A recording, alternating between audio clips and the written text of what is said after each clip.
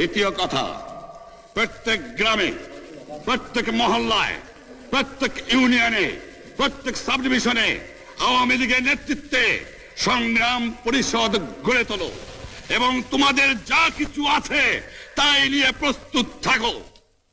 মনে রাখবা, রক্ত যখন দিয়েছি, রক্ত আরো দেব। এদেশের মানুষকে মুক্ত করে ছাড়বো ইনশাআল্লাহ। এবারে সংগ্রাম আমাদের মুক্তির সংগ্রাম, এবারে সংগ্রাম স্বাধীনতার সংগ্রাম। আপনারা আমার উপরে বিশ্বাস নিশ্চয়ই রাখেন। জীবনে আমার রক্তের বিনিময়েও আপনাদের সঙ্গে বেঈমানি করি নাই। প্রধানমন্ত্রিত্ব দিয়ে আমাকে নিতে পারে নাই, ফাঁসি কাস্টে আসামি দিয়ে আমাকে নিতে পারে নাই।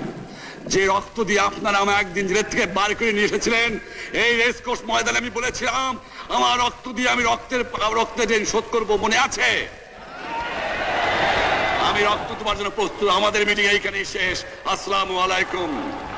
জয় বাংলা।